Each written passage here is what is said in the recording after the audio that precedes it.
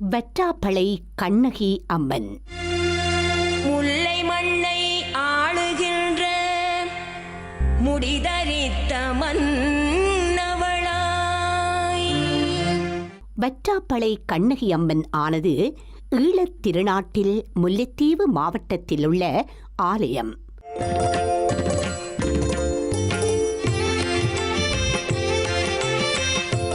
வட இலங்கை மக்களின் வழிபாட்டுத் தலமாக மாத்திரமன்றி தென்னிலங்கை கிழக்கிழங்கை மக்களின் வழிபாட்டுத் தலமாகவும் மிளிர்கின்றது.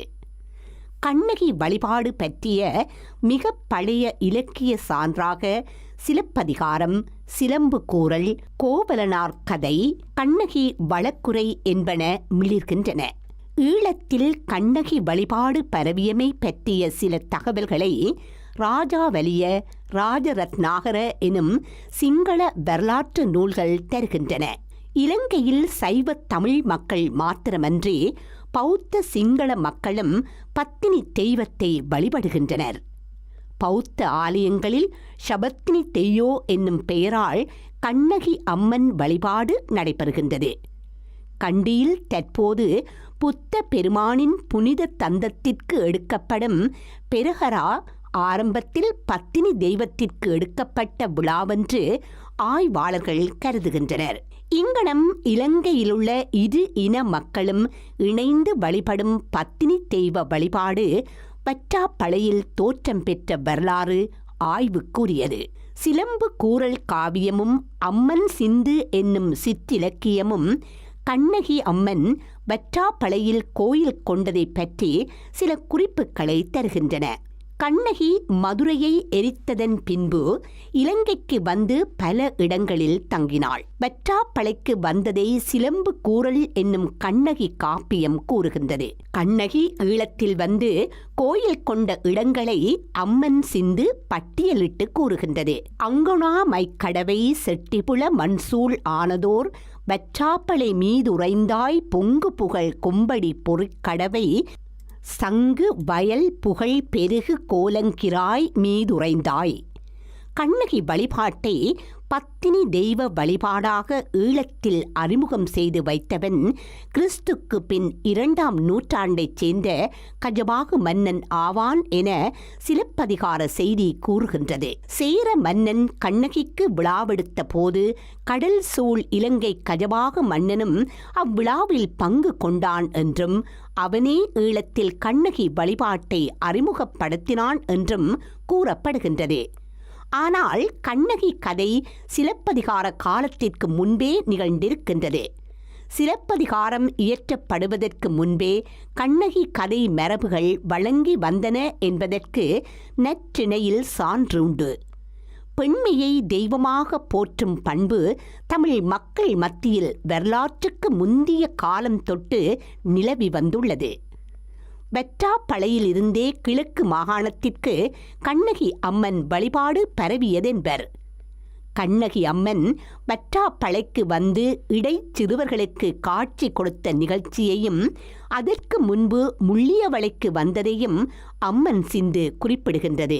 இடைச்சிறுவர்கள் மாடு மேய்த்து கொண்டிருக்கும் போது மூதாட்டியொருத்தி அவ்விடம் வந்து வேப்பம் படவாளில் இருந்தாள். சிறுவர்கள் மூதாட்டியை வரவேற்று உபசரித்தனர்.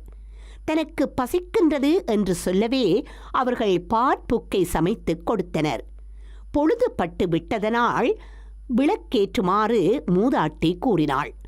எண்ணெய் இல்லையென சிறுவர்கள் கூறினர். கடல் நீரை அள்ளி எடுத்து விளக்கேற்றுமாறு மூதாட்டி சொன்னாள். அங்கனமே அவர்கள் விளக்கேற்றினர்.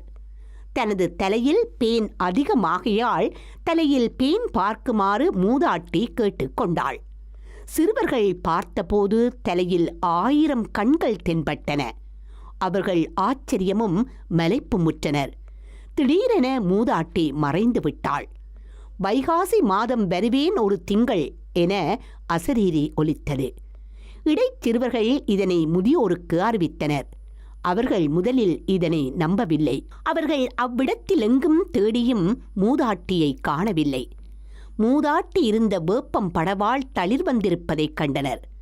அந்த இடத்தில் சிறு ஆலயம் அமைத்து வழிபாடு செய்தனர்.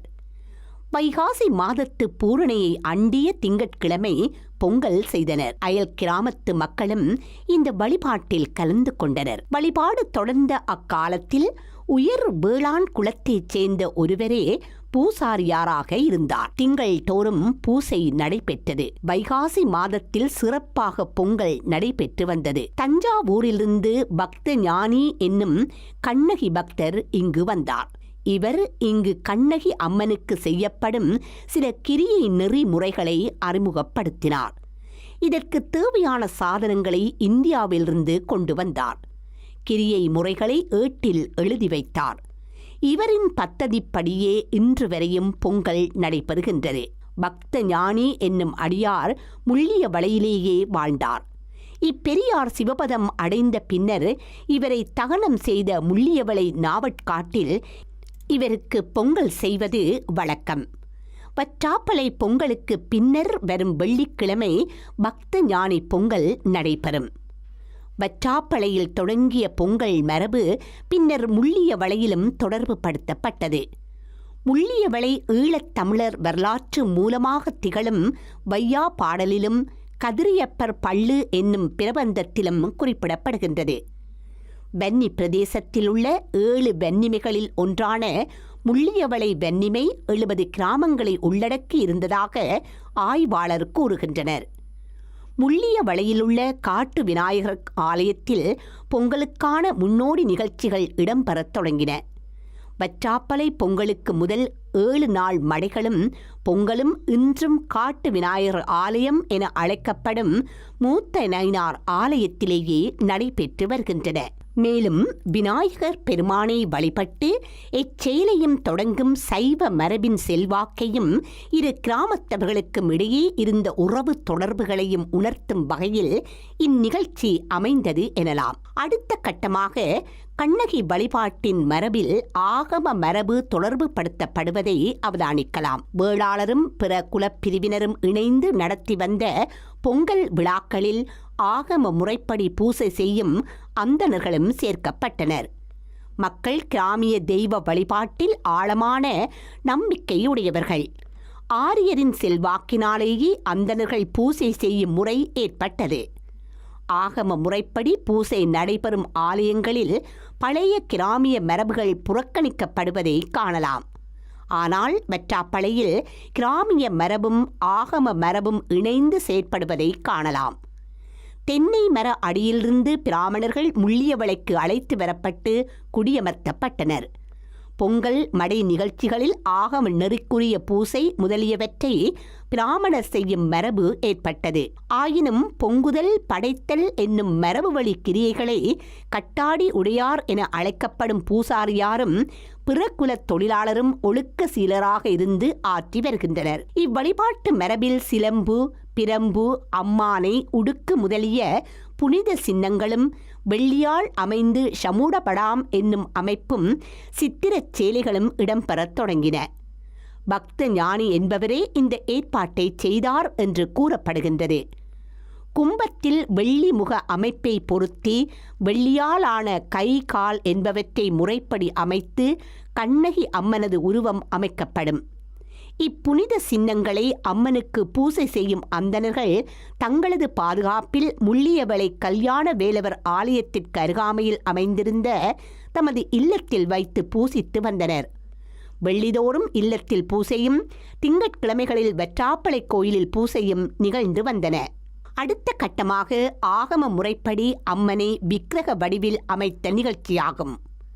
பழைய ஆலயம் இடிக்கப்பட்டு புதிய ஆலயம் தூபியுடன் அமைக்கப்பட்டது. கண்ணகி அம்மன் ஆலயம் புதிய நிர்வாகத்தின் கீழ் நவீன தேவாலயத்திற்குரிய பொலிவுடன் வளர்ந்து வருகின்றது.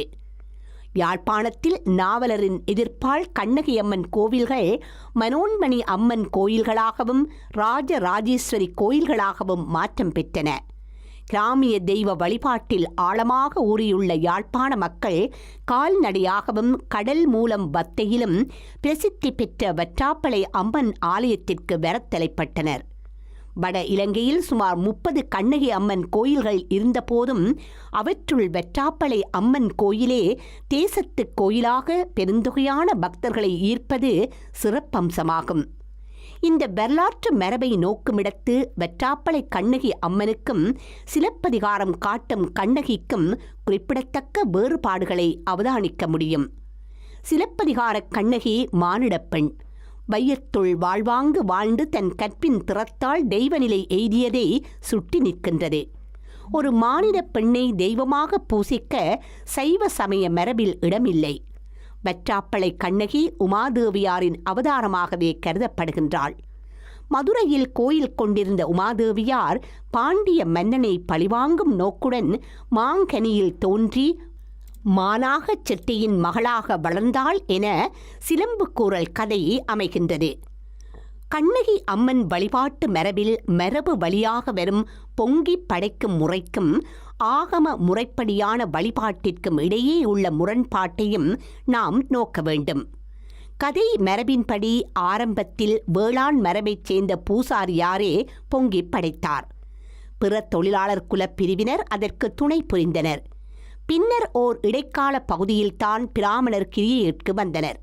அவர்கள் பொங்கலின் எல்லா கிரியை முறைகளுடனும் தொடர்பு கொள்ளவில்லை. வழிபாட்டு முறைகளில் ஆகம மரபுக்கு அப்பாற்பட்ட பல அம்சங்கள் வெற்றாப்பளை அம்மன் ஆலயத்தில் உண்டு. எனினும் ஆகம மரபின் தாக்கத்தால் தனது தனித்தன்மையை இழக்காமல் பழைய இனக்குழு மக்களின் வழிபாட்டு மரபை பேணுவதில் உறுதியாக நிற்கும் அதே வேளையில் ஆகம முறைப்படி அமைந்த திருவிழா, கும்பாபிஷேகம் முதலியவற்றையும் புரிவதில் ஆர்வம் காட்டி இரு மரபுகளையும் பொருத்தமுற இணைத்துள்ளமை பாராட்டிற்குரியது. இப்படி பொருத்தமான வகையில் இரு வழிபாட்டு மரபுகளையும் இணைக்க முடியாத நிலையில் ஈழத்தின் வட பகுதியிலுள்ள ஆலயங்கள் ஆகம மரபுக்கு பணிந்து கொடுத்து மாற்றம் அடைந்துள்ளமையை அவதானிக்கலாம். கண்ணகி அம்மனின் அற்புதங்கள் பல அடியாரை ஈர்த்துள்ளமை மனம் கொள்ளத்தக்கது. கடல் நீரில் விளக்கெரிய வைத்தல், பட்ட படவாள் தளித்து மரமாதல், தலையில் 1000 கண்களை காட்டியமை, பனிச்சையை ஆட்டுவித்து காயால் பரங்கித் துறைக்கு எறிவித்தமை, ஆலய பொருட்களை களவு செய்தோரின் கண்களை மறைத்தமை முதலான பல அற்புதங்களை வெற்றாப்பளை அம்மன் செய்ததாக கதையுண்டு. வெற்றாப்பளை அம்மன் அம்மை, பொக்களிப்பான், சின்னமுத்து, கண்ணோய் போன்ற நோய்களை குணப்படுத்துவாள் என்று நம்பப்படுகின்றது. ஆலயத்தில் வழங்கப்படும் வேளையும் விபூதியும் தீய ரோகங்களிலிருந்து மக்களை காப்பாற்றும் என்பது அடியார்களின் அனுபவ நிலைப்பட்ட முடிவாகும். ஆண்டுதோறும் வைகாசி பூரணையை அண்மிய திங்கட்கிழமை பொங்கல் கோலாகலமாக நடைபெறும். பொங்கலுக்கு ஒரு வாரம் முன்பதாகவே வெற்றாப்பளையும் அயற்கிராமங்களும் பக்தர் கூட்டத்தினால் நிறைந்திருக்கும். கால்நடையாக கதிர்காமம் செல்வோர் அம்மன் பொங்கலை தரிசித்த பின்னர் கண்ணகி அம்மனின் வழிகாட்டலுடன் யாத்திரையை தொடர்வர்.